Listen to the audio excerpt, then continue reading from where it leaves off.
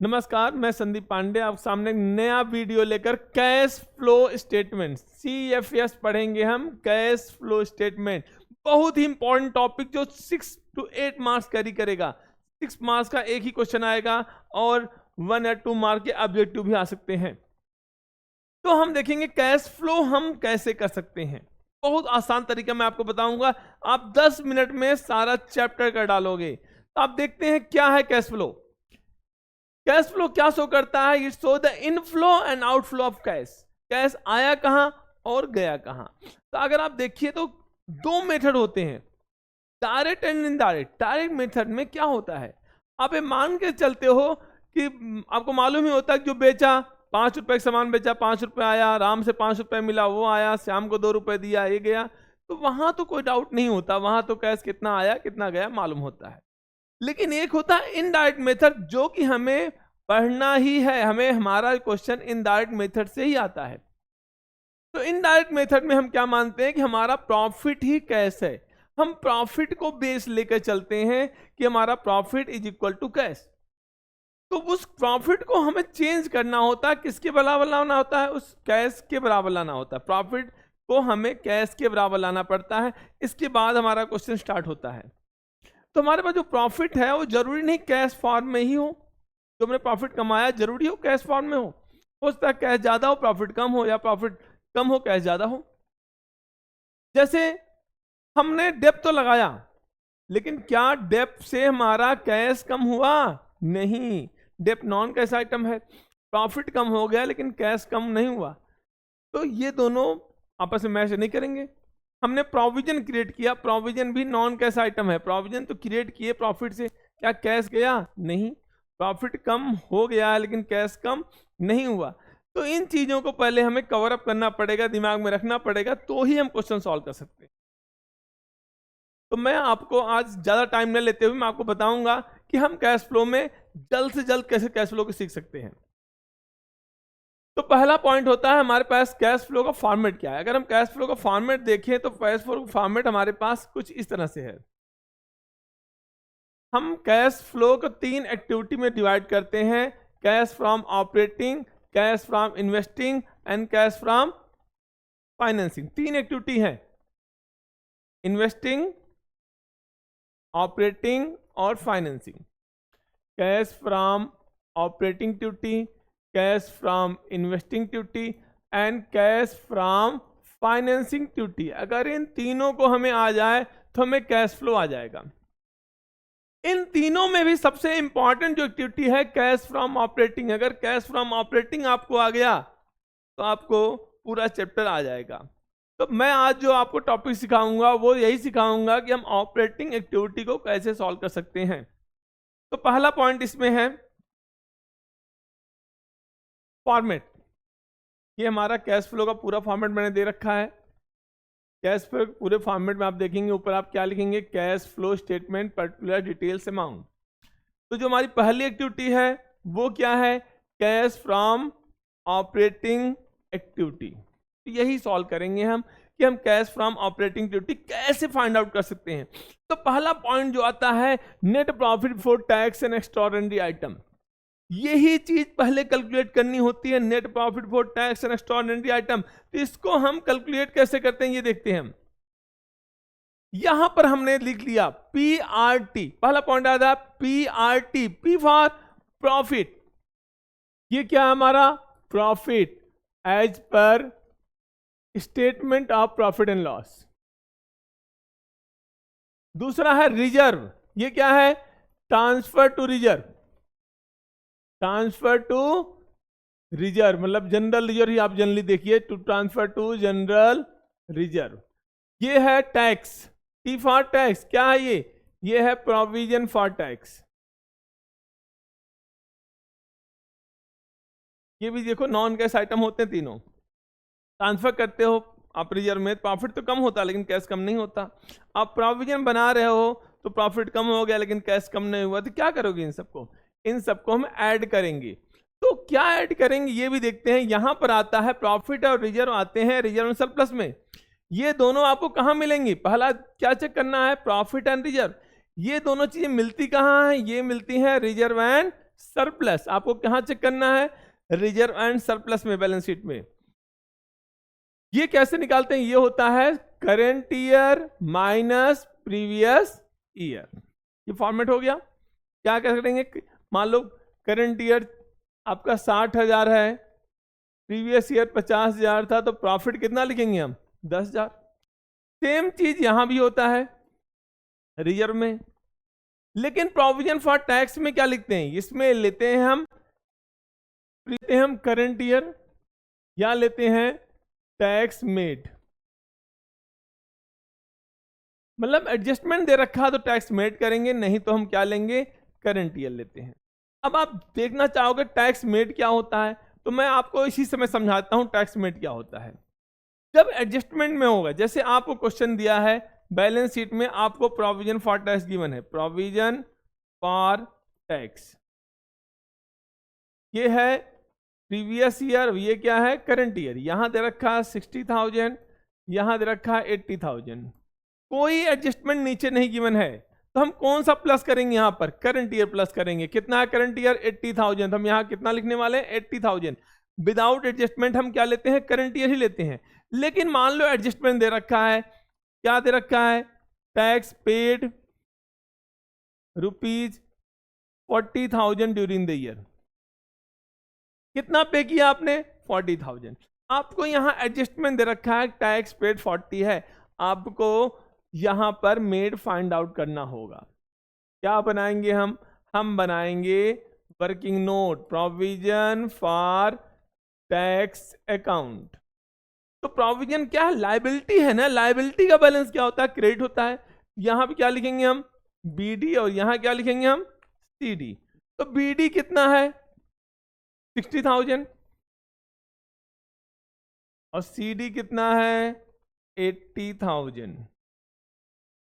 जब टैक्स पे करते हैं क्या लिखते हैं, टैक्स डेबिट टू बैंक, ये क्या होता है, पेड, ये क्या है हमारा, पेड है। और जो प्रोविजन बनाते हैं किससे बनाते हैं हम, statement of profit and loss, ये क्या है, मेड है, टैक्स आपने कितना प्रॉफिट से बनाया। तो आपको क्वेश्चन में एक चीज गिवन होगा, पेड दे रखा है तो मेड फाइंड आउट करेंगे, मेड दे रखा है तो पेड फाइंड आउट होगा। आपको क्या दे रखा है यहां पर, पेड, आप पेड पुटअप करिए, कितना पेड है, 40। तब आप बैलेंस निकालो, 8 for 120, यहां पे कितना लिखेंगे, 120, तो डिफरेंस कितना आया यहां पर, 60,000। तो जब आपको एडजस्टमेंट दे रखा तो आप इन दोनों को नहीं लिखोगे, आप क्या लिखोगे, आप मेड लिखोगे। मेड कितना है, 60, तो यहां 80 नहीं आएगा, अब कितना आएगा, 60। मतलब मेड अगर है तो मेड लिखेंगे, नहीं तो हम करंट ईयर लिखेंगे, अगर कोई एडजस्टमेंट नहीं दे रखा। तो ये पहला पॉइंट मैंने समझाया आपको। इसके बाद हम क्या चीजें करते हैं, इसके बाद हम देखेंगे कि और क्या करना होता है। ये दोनों चीजें तो आपको रिजर्व सरप्लस में मिल गई, ये चीजें कहां मिल गई आपको, short term provision. Balance sheet में आप लास्ट पॉइंट अगर लायबिलिटी साइड देखेंगे तो क्या है, शॉर्ट टर्म प्रोविजन, अगर होगा तो वहीं होगा। ये सबसे टॉप पर होता है रिजर्व सरप्लस, ये लास्ट में होता है। तो लायबिलिटी साइड का 2 पॉइंट चेक करना है, रिजर्व एंड सरप्लस, और दूसरा पॉइंट चेक करना है शॉर्ट टर्म प्रोविजन। तो पीआरटी आ गया। इसके बाद हमें क्या चेक करना होता है, एडजस्टमेंट। एडजस्टमेंट क्या होते हैं, जो बैलेंस शीट के नीचे की चीजें गिवन है आपको एडजस्टमेंट में गिवन होती हैं। तो वहां पर क्या मिल सकता है आपको, वहां पर चीजें मिलती हैं, रिफंड ऑफ टैक्स। क्या मिलता है आपको, रिफंड ऑफ टैक्स। जैसे ही रिफंड ऑफ टैक्स आया है, आपने टैक्स लौटा दिया तो कैश कम हो गया, माइनस करेंगे। और क्या करते हैं हम, डिविडेंड।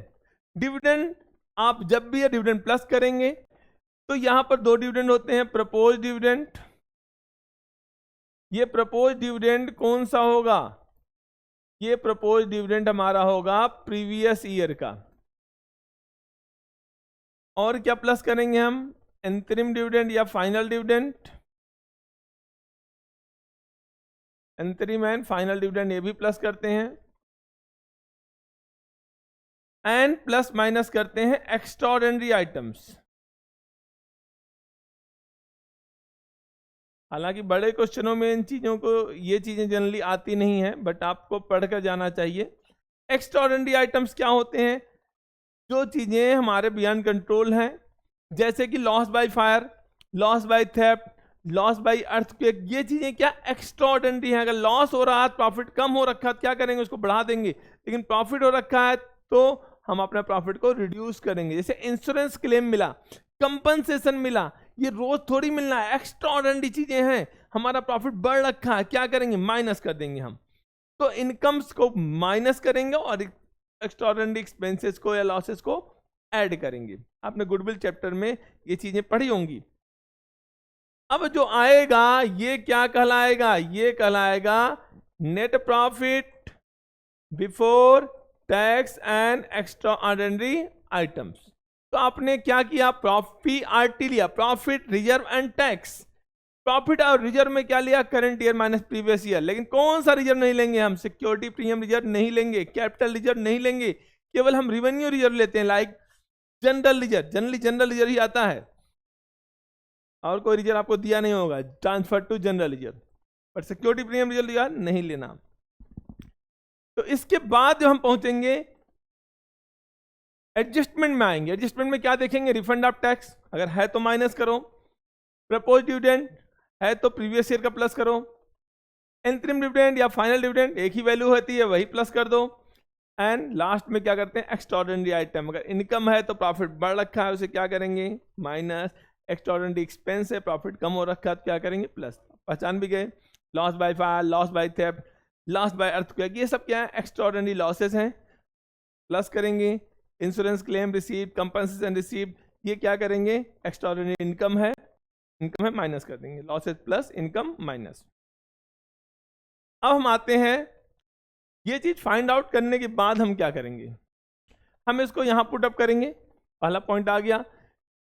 इसके बाद आता है non cash and non operating. ये चीजें बहुत 2 मिनट में आ गया। पहले आपको PRT देखना है, फिर आपको डायल पे जाना है, क्या प्लस करेंगे इसमें, डायल। आग लग गई है, कहां डायल करेंगे, ग्रिड में, और ग्रिड में फोन करेंगे, GRID। तो डायल में प्लस और ग्रिड को माइनस करेंगे। डायल में क्या आता है, depreciation, D for depreciation, depreciation, depreciation plus होगा, प्रॉफिट कम हो गया है लेकिन कैश कम नहीं हुआ, प्रॉफिट बढ़ा दो।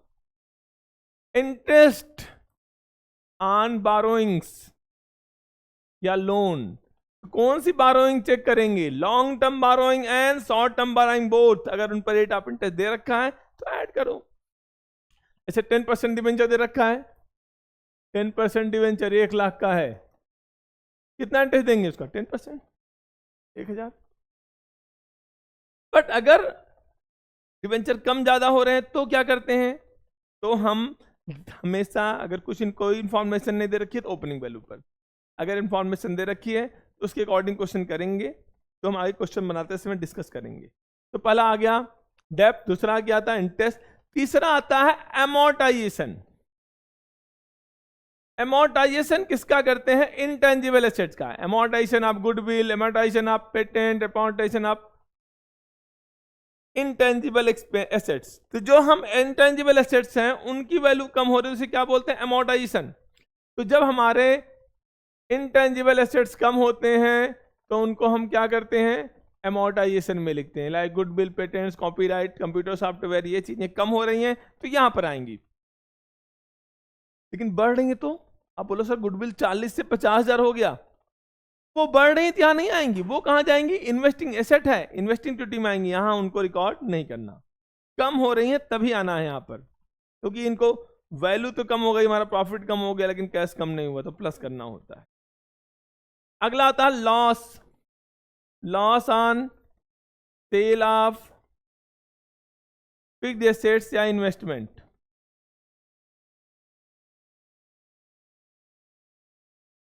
लॉस ऑन फिक्स्ड एसेट्स या इन्वेस्टमेंट, इन पर अगर कोई एसेट बेच रहे हो, फिक्स्ड एसेट, लॉस हो रहा है, क्या वो ऑपरेटिंग है, नहीं, उनको हटाओ। तो इनको हम क्या करेंगे, ऐड करेंगे। तो आपको आ गया कि हम प्लस क्या करते हैं, dial, D for depreciation, A for interest on loan, A for amortisation, L for loss. अब हम माइनस क्या करते हैं, हम माइनस करते हैं ग्रिड, जो कि अदर इनकम होती है, क्योंकि नॉन ऑपरेटिंग नहीं है इनको, इसलिए हम हटा देते हैं। तो क्या है ग्रिड में देखते हैं। जी फार क्या होता है, इसे लॉस ना हुआ गेन हो गया तो माइनस करेंगे। Gain on sale of fixed assets या इन्वेस्टमेंट।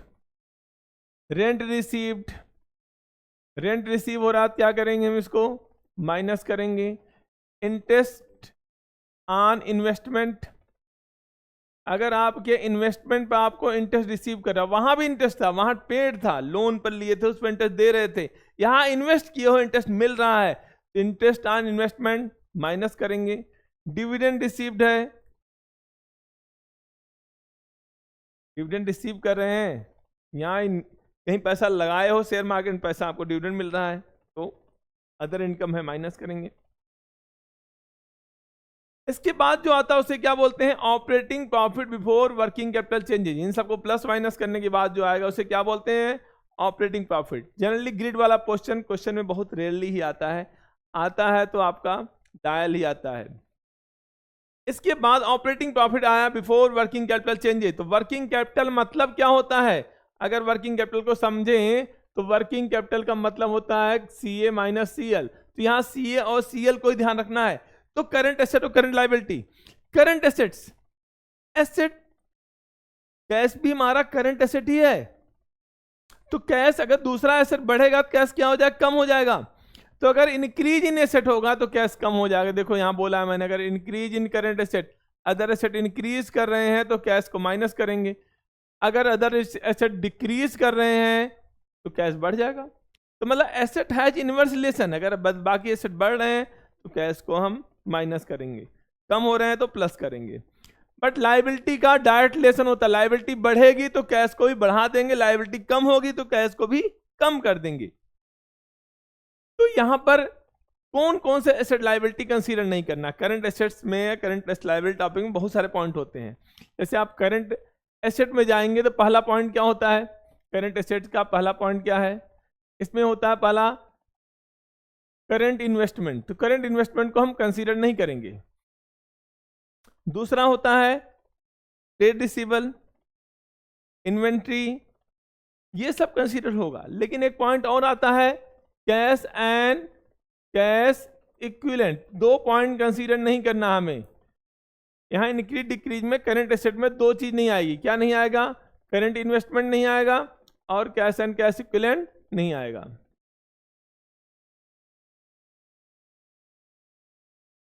इस तरह जब करंट लायबिलिटी करेंगे तो यहां भी दो चीजें नहीं आएंगी, क्या नहीं आएंगी, यहां पर नहीं आएगा शॉर्ट टर्म प्रोविजन, और क्या नहीं आएगा, शॉर्ट टर्म बारोइंग। तो बाकी दोनों लायबिलिटी आएंगी, ट्रेड पेबल आएगा, अदर करंट लायबिलिटी आएगा, बट ये दोनों चीजें नहीं आएंगी। तो यहां पर करंट एसेट में हमें इन दोनों को एक्सक्लूड करना है और लायबिलिटी में इन दोनों को एक्सक्लूड करना है।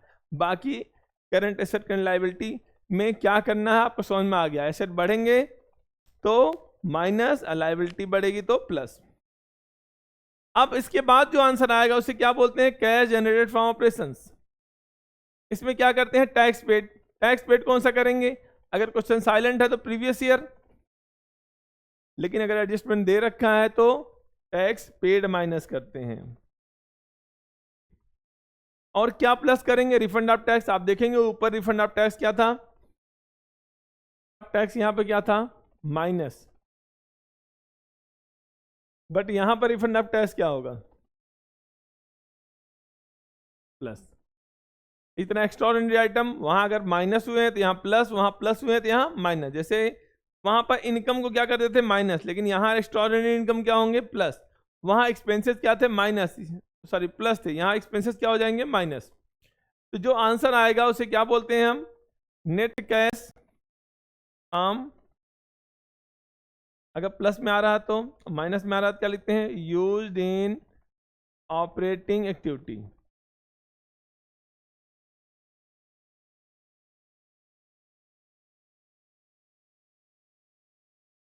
आई होप ये टॉपिक आपको समझ में आया होगा। नेक्स्ट वीडियो में मैं आपको कैश फ्रॉम इन्वेस्टिंग और फाइनेंसिंग कराऊंगा और इसके बाद हम इनके क्वेश्चंस कराएंगे। अगर आपको मेरी वीडियो पसंद आई है तो जरूर से जरूर सब्सक्राइब और लाइक करिए। नमस्कार।